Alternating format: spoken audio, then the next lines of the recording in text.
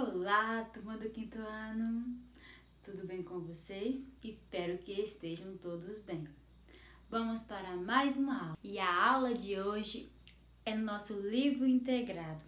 No capítulo 4, vamos iniciar o capítulo 4. Mas, antes de tudo, dê uma pausa no vídeo, peguem os materiais, lápis, borracha e muita concentração. E hoje vamos iniciar o nosso segundo bimestre.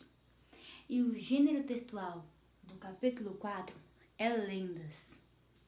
Sabemos que lendas são narrativas orais de histórias, frutos da imaginação passada de geração para geração. As lendas não podem ser comprovadas cientificamente, pois são fruto da imaginação das pessoas que a criaram. E no Brasil, elas são atribuídas ao nosso folclore. Alguém aqui lembra de alguma lenda?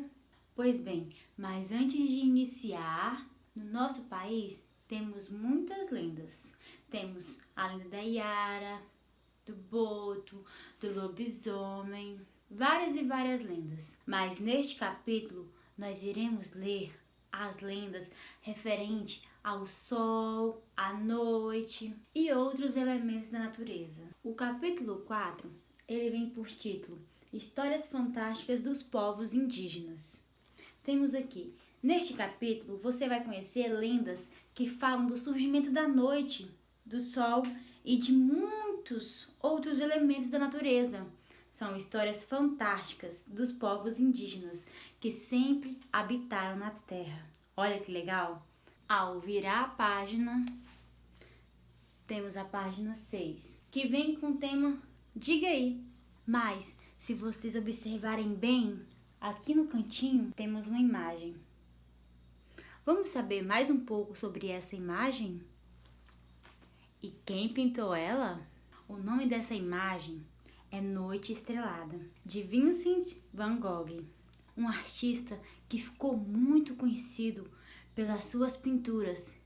Vamos saber mais um pouco sobre o Vincent van Gogh?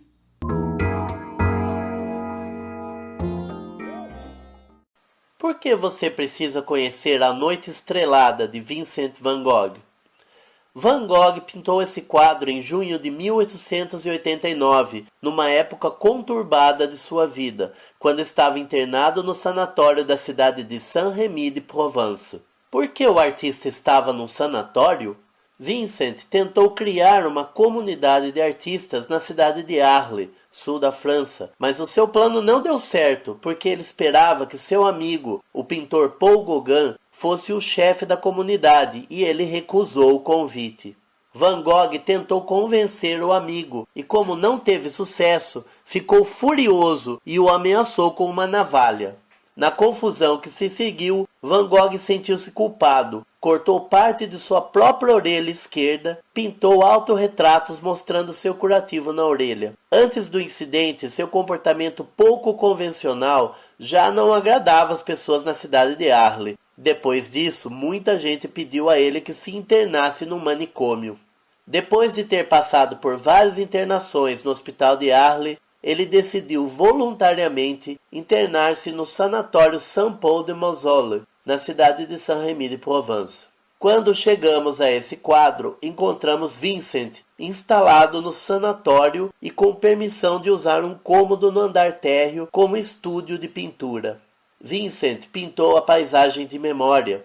Já tinha observado muito as paisagens do campo pela janela do seu quarto, em várias condições atmosféricas. Chuva, sol forte, durante o dia e a noite, em vários horários. Também já tinha feito vários esboços da vista. O resultado é uma explosão dentro da história da vida de Vincent e também da história da arte. Existe pouca arte que nos prepara para a Noite Estrelada de Van Gogh. Talvez Rembrandt, talvez El Greco, talvez Turner. Nem mesmo as xilogravuras japonesas que o artista tanto amava, tão diferentes da arte europeia da época, são tão expressivas. Nunca um artista tinha levado tão longe a forma agressiva de aplicar a tinta sobre a tela como correspondente de sua atividade mental e espiritual.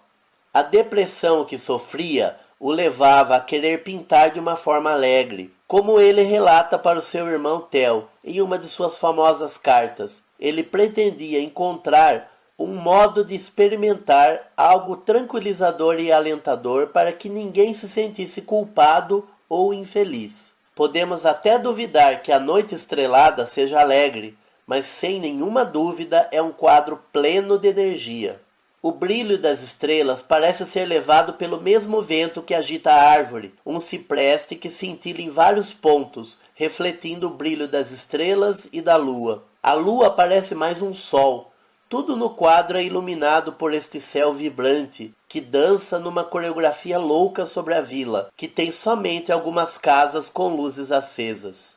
A torre da igreja, no centro da composição, faz par com a forma triangular da árvore e aponta para cima. Van Gogh aponta novamente para o céu, procurando desesperadamente um Deus. Sua sede por uma religião que dê sentido à vida e que lhe dê um objetivo mostra-se em sua frase: "Tenho a terrível necessidade de uma religião, então saio noite afora para pintar as estrelas."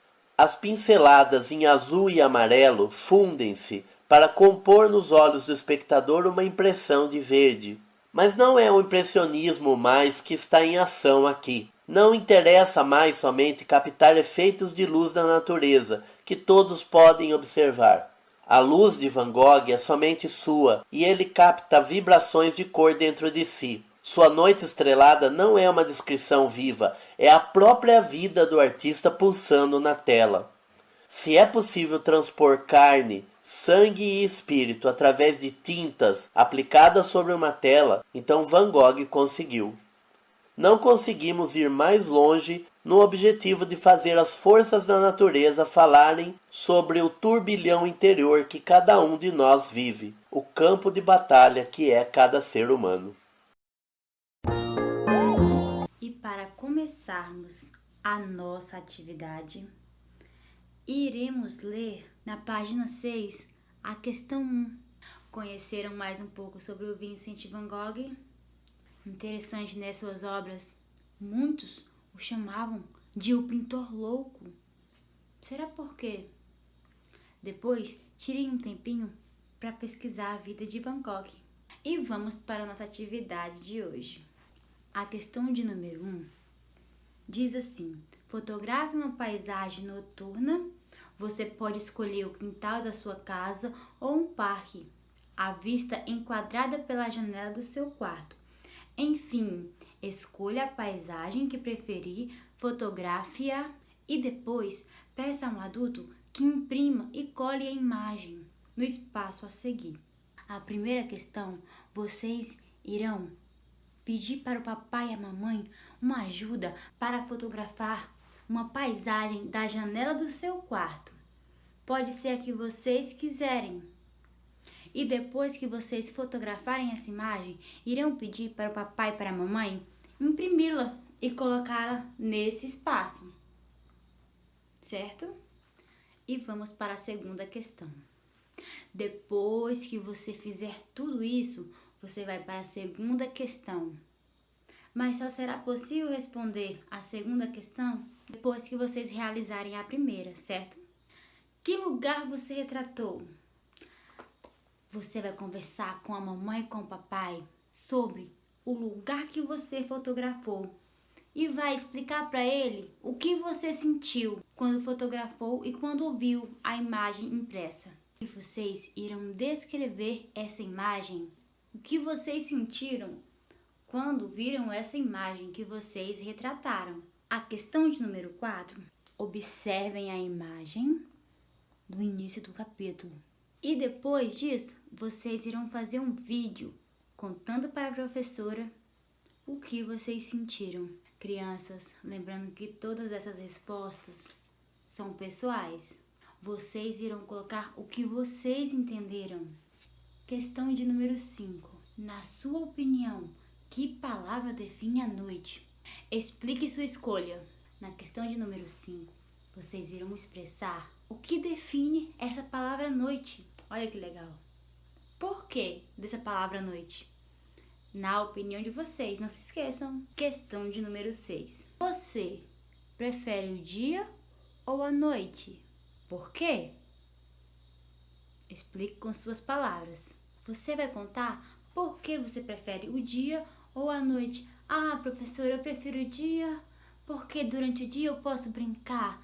Ah, professora, eu prefiro a noite porque à noite eu posso dormir, posso assistir um filme. Certo? Vai ficar a sua escolha. Questão de número 7. Converse com sua família sobre o que é a noite. Lembrando que a noite é um período compreendido entre o pôr do sol e o nascer do sol, que é exatamente aquele movimento que a Terra faz, que se chama rotação e translação da Terra. Veja um pouco sobre esses movimentos.